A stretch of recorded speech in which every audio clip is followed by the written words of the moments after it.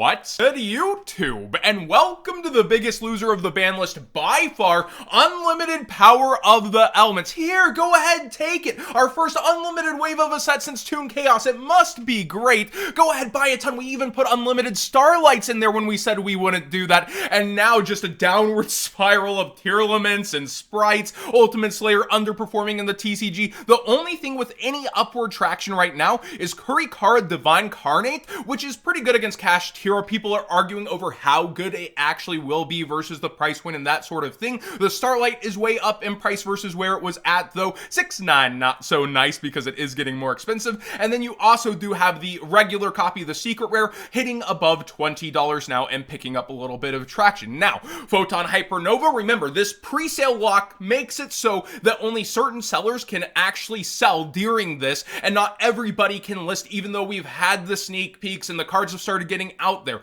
However, you're seeing a ton of spikes right now under the system and the hype that is the ban list. You have Pressured Planet here, you also have Kashtira Theosis, and it's back up towards 75. They were starting to get that gap I talked about where only one card in an archetype per set release usually takes the huge price and the others usually fall way below it. Now they're both rushing back up. Tier 0 has a restock on the deck core as well as some of these at a much nicer and better price, but I still think you're going to see that separation. So you can buy the deck core as a whole with code What'sGood5 for 5% off and to support the channel directly, making it even cheaper for you than this, where this entire deck core would be less than the hype right now, but I do think that this will slow down over the next few days. People will reconsider a bit, but with the ban list really clearing the way for this deck, I do think what a lot of people are going to be on is this deck, and this may be our national season list at this point. They don't have another no sooner than there, so I do think when it comes down to it,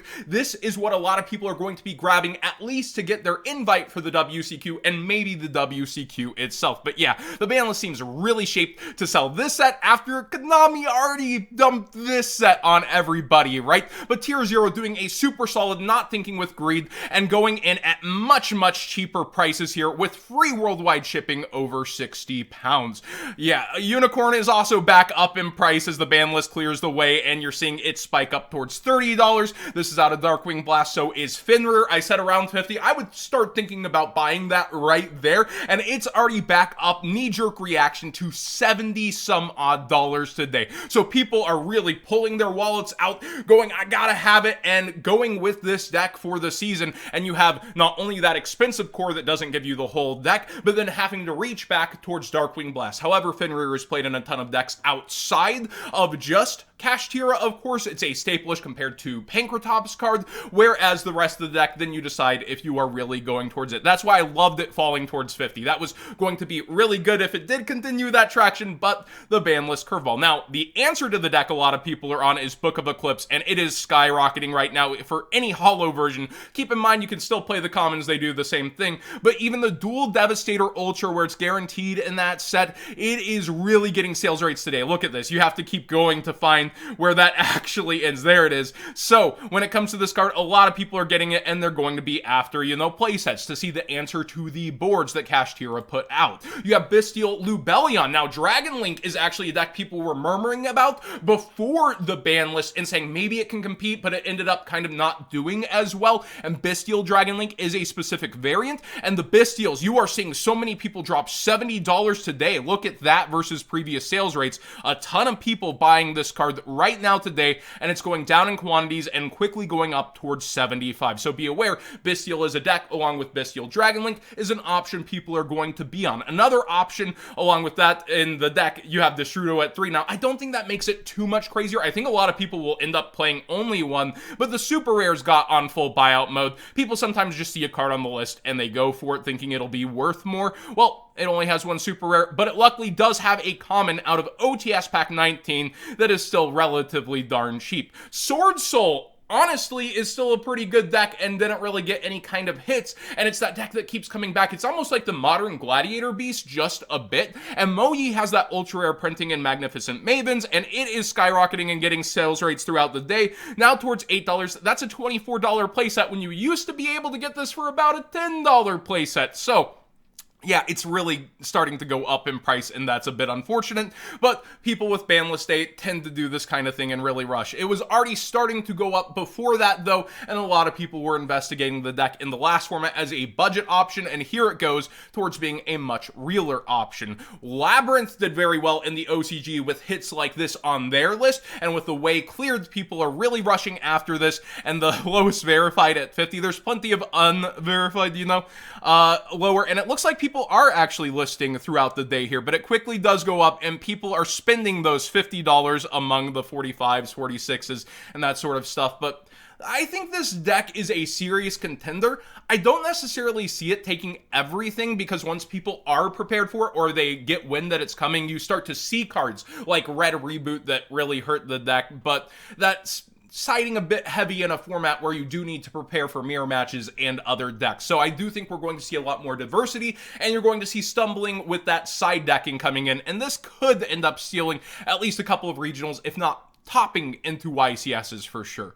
Branded Opening, that's a deck that I haven't talked about in a bit. It's actually been spiking here before the list with all the new support that's been right around the corner and the updates to the deck. Now things are selling up to $7. This is pretty crazy, because this is the Megaton reprint. It is an upgrade to the rarity in Secret Rare, but I think the Super's like $5.56 as well. So when it comes to this card, a lot of people are looking at Branded as the budget option, and of course that makes it less budget heading forward. Xyz Encore was bought out going into today, and it's kind of a anti-cash Tira tech people are talking about, and that makes it, a lot of people are going to go, this did things in past formats, this was really good before, and they're going to try to incorporate it, and with the end boards they have, they are really going up like crazy for certain versions. It's honestly easier to buy out a mega pack version of a card than an OG, because more of the OG exists for the older Megatons,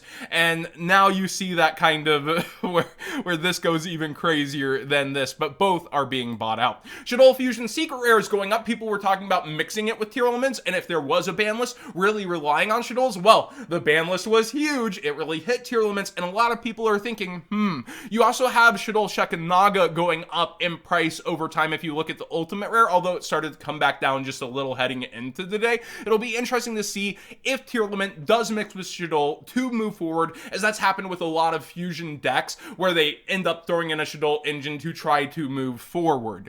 You have the dinosaur stuff that got revealed, nothing to do with the ban list. You have Frostosaurus. This is a ridiculous buyout. Why are you doing this? Ultimate Rare just going crazy. I get that the new card is also a retrained Frostosaurus, but what are you doing? Just don't do that. Petita Pterodon is where I would be looking at. It has only one printing, but there was that unlimited wave of the Dino Structure deck. Luckily, it's around $3 now, which is up from the $1.50 it was at. That's a double, and I would hope it gets reprinted in the pack, but even if it gets reprinted, this will likely be the only holographic unless Konami gave it a super, and it would still be, pretty nice to have in holographic form if they don't in ultra rare. It looks good as an ultra. And then I don't necessarily like this buyout, but people are going after the Evilzor Solda here, and why I don't like it is it doesn't negate the summon. It destroys the card that summoned, and in modern Yu-Gi-Oh, that's a bit of a problem, right? It takes 2 level 6 dinosaurs, and the new dinos are focused around level 6 and throwing those things on the board.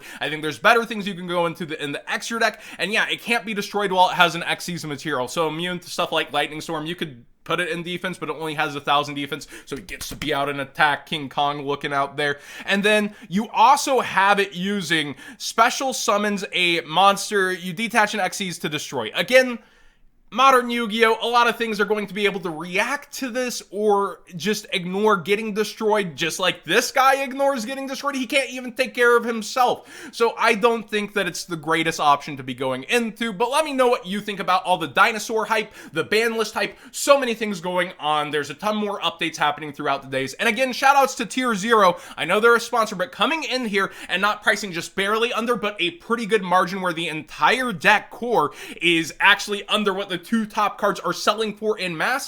Good job on them. Thanks for watching, everybody. Please subscribe if you haven't already. Give this video a thumbs up if you enjoyed the conversation. And again, I do want to hear what you think of all these moves and what I did miss so we can cover it tomorrow.